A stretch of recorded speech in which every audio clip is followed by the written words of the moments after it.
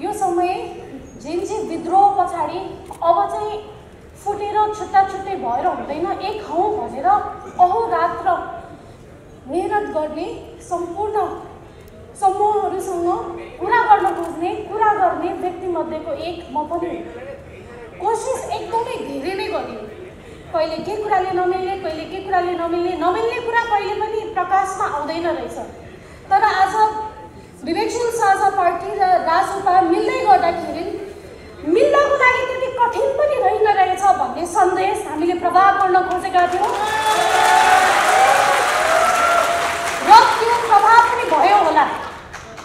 किनभने अहिले मेरो भन्दा माथि हामी, हाम्रो लोकतन्त्र, हाम्रो देश भन्ने बेला आएकै छ। होल देश नै यस्तो संवेदनशील भइरहेको समयमा मेरो त्यो भन्नु चाहिँ निकै नै सेल्फिस हुन्छ र त्यहाँबाट हामी मुक्त हुनुपर्छ भन्ने कुरा थियो। आज यहाँ बोल्दै गर्दाखेरि जसको आदर्शले मैले 17 वर्षको कलिलो उमेरमा राजनीति सुरु गरेँ, उहाँको विषयमा धेरैजनाले धेरै कुछ भनिसक्नुभयो। उहाँको बारेमा अझै कुरा थाहा पाउन उहाँले लेख्नु भएको किताब वाइ नेपाल पढ्दाखेरि पनि भयो। उहाँको विषयमा कुरै नगरिकन मेरो पनि यो केही शब्दहरू त टुङ्गिँदैनन्, तर उहाँले के भन्नुहुन्थ्यो र आजको एकता उहाँले भन्नुहुने कुराबाट फरक छ कि छैन भन्ने कुरा पनि म प्रश्न पार्दै जान्छु। ओजन दाइले सधैँभरि नाममा ल्याङल्याङ नगर, काम गरेर देखाऊ भन्नुहुन्थ्यो र आज हामीले त्यही गरेका छौँ। मलाई बारम्बार मिडियाका साथीहरूले र यो एकता नमन पराइरहनु भएको साथीहरूले तिमीहरू बिलाउन गयो भनिरहनु भएको छ। हामी बिलाउन गएका होइनौँ, हामी मिलाउन आएका हौँ। यो सबैले स्पष्टसँग सुन्नु होला। अर्को एउटा कुरा, तपाईहरूले धेरै टुटफुट झेलिसक्नुभयो। यहाँ आउने बित्तिकै भाँड भैलो गर्नुहुन्छ कि भन्ने पनि छ। ए बाबा, त्यही टुटफुट झेलिसकेको भएर त ठुलो पाठ सिक्यौँ हामीले, टुटेर हुँदैन रहेछ, जुटेर हुन्छ भनेर। र अबको राजनीति जुटकै राजनीति हुनुपर्छ, किनभने नेपाललाई समृद्ध हुनको लागि धेरै दशक हामीसँग छैन। जनसङ्ख्याको हिसाबले पनि यो एकदमै अर्जेन्सीको टाइममा हामी छौँ र त्यो अर्जेन्सीलाई मध्यनजर गर्दै अब आउने निर्वाचनबाट बहुमत यो पार्टीले ल्याउनै पर्छ, वैकल्पिक शक्तिले ल्याउनै पर्छ। तब मात्र हामी लगभग 1 दशकसम्ममा आर्थिक उन्नतिमा पुग्न सक्छौँ। र त्यही एउटा लोभले पनि होइन, मिल्नै पर्छ भन्ने जोड आएकै हो।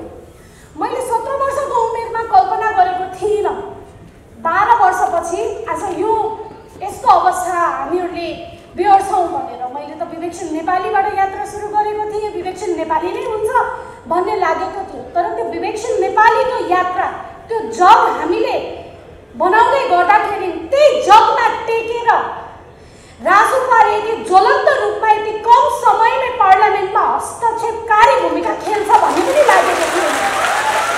त्यस कारणले म आदरणीय यस पार्टीका सभापति रवि लामिछानेज्यूप्रति एउटा कुराको कृतज्ञता, प्रशंसा सधैँभरि गरिरहन्छु। जुन छोटो समयमै देशका शार्प ब्रेनहरू, विवेक भएका, बुद्धि भएका मान्छेहरूले उहाँले एउटा प्लेटफर्ममा कलेक्ट गर्न सक्नुभयो, कलेक्ट गरेर पार्लियामेन्टमा पठाउनु भयो। त्यो कुरा त गर्नलाई ठुला पार्टीसँग दशकौँ थिए त, उहाँले किन गर्नु भएन? उहाँले गर्नु भएन, राष्ट्रपाले त्यो गर्यो र म त्यसको प्रशंसा सधैँभरि गरिरहनेछु। अर्को कुरा, हामीले स्वतन्त्र उम्मेदवारहरू पनि धेरै देख्यौँ। स्वतन्त्र उम्मेदवारहरूको लहर आउँदै गयो। स्वतन्त्र उम्मेदवारहरूले आफ्नो लहर छाप छोडिरहँदाखेरि फेरि वैकल्पिक राजनीति भनेरै राखिराखे। अहिले पनि फेरि हामी स्वतन्त्रै बस्छु, स्वतन्त्रै हुन्छु भन्ने साथीहरूलाई पनि एउटा आह्वान गर्न चाहन्छौँ। स्वतन्त्र हुने सुविधा त छ, तर सङ्गठनमै भएर काम गर्नुभयो भनेदेखि त्यो एकताको बल अझ बलियो हुन्छ। आउनुहोस्, मिलेर काम गरौँ। मिलेर काम गऱ्यो भने मात्रै केही न केही रिजल्ट देखाउन सकिन्छ। यो हामीले 2074 सालमा पनि प्रमाणित गऱ्यौँ। 2074 सालमा जब नेपालमा स्थानीय तहको निर्वाचन भइरहेको थिएन, लगभग 2 दशकपछि भएको थियो। त्यतिखेर विवेकशील नेपाली दलले अचम्मको एउटा काम गर्यो। भर्खरको सानी दुब्ली, त्यतिखेर म धेरै दुब्ली थिएँ, भर्खरकी सानी दुब्ली 21 वर्षकी मान्छेलाई काठमाडौँको मेयरको लागि उम्मेदवारी दिनको लागि प्रेरित पनि गर्यो, हौसला पनि दियो, साहस पनि दियो। तर त्यतिखेर 3 भएको थिएन भनेदेखि त्यो 23,500 मत आउँदैन थियो। म एउटा अनुहार थिएँ तर मेरो पछाडि 3 थिए।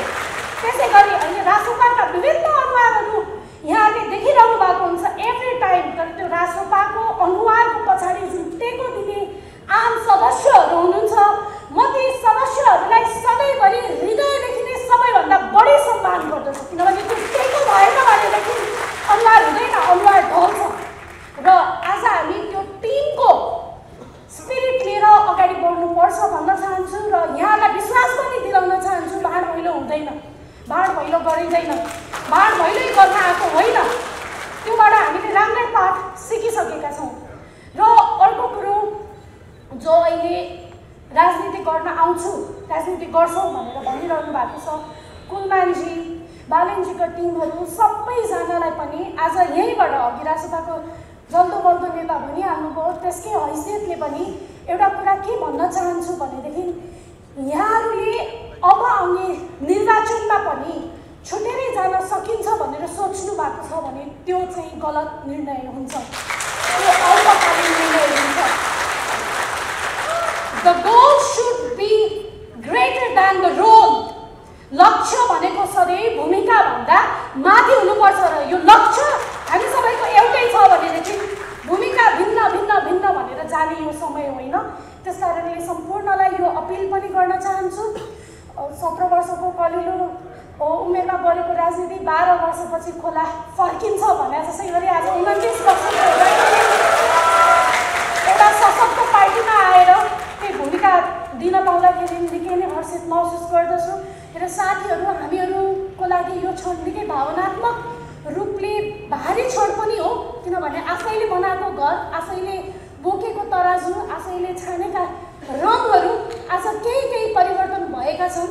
तर साथीहरू, यहाँहरू कोही पनि पीर नमान्नु होला, किनभने यो विवेकशील राजनीतिको कन्टिन्युएसन हो, विवेकशील राजनीतिको निरन्तरता हो। मलाई विश्वास छ रासोपाले अब कुनै पार्टीले नेपाल बन्द छ भनेर आह्वान गर्दाखेरि हामीहरूले नेपाल खुल्ला छ र्याली निकाल्दा हामीलाई कारबाही हुँदैन भन्ने मलाई विश्वास छ। हामीले उद्यमशील समाजको नारा बोकेका छौँ। रासोपाले रोजगारी ब्याङ्क बनाउँछु भनेको छ, त्यहाँ पनि मिल्दो जुल्दो नै छ। हामी एजेन्डालाई मिलाउन गरी अगाडि आएका थियौँ। पद सब केही पनि होइन, यो भने गौण कुरा हो भनेर आएका थियौँ र हामी त्यसैमा विश्वास गर्छौँ। पद लिनको लागि हाम्रो साथीहरू पनि धेरैजना हैसियत भएको क्यापेबल हुनुहुन्छ। महाधिवेशन पनि यो पार्टीको आउँदैछ। महाधिवेशनमा हामी हाम्रो ल्याकत देखाउँ, महाधिवेशनमा हामी कुन अहिलेको लागि सुरक्षित हो र जेन्जी विद्रोहले जुन मर्म बोकेको छ, जुन म्यान्डेट उनीहरूको स्थापना गर्नु छ त्यसमा ध्यान दिउँ। जेन्जीहरूलाई छानी छानी जेल कोचिरहेका छन्, जेन्जीहरूलाई डरको राजनीति देखाइरहेका छन्। त्यसलाई बन्द गर्न पनि हामीहरूले अपिल गर्नुपर्छ। र मुख्य गरी जेन्जी आन्दोलनमा जसले आफ्नो ज्यान गुमाउनु पर्यो, उहाँहरू जो घाइते हुनुभयो, जीवन पर्यन्त उहाँहरूलाई डिफिकल्ट छ, उहाँहरूको योगदान उहाँहरूले गर्दाखेरि हामी सायद 83-84मा गएर मात्रै मिल्न सम्भव हुन्थ्यो होला। उहाँहरूले गर्दाखेरि नै त्यो अपरझट, त्यो अर्जेन्सी हामीलाई आएको र हामी 82 मिलेका हौँ। म उहाँहरूलाई धन्यवाद भन्दै उहाँहरू सम्पूर्णप्रति कृतज्ञता पनि व्यक्त गर्न चाहन्छु। र अब चाहिँ धेरै बोल्दिनँ, म यहाँबाट घन्टी बजाएर बिदा हुन चाहन्छु। धन्यवाद।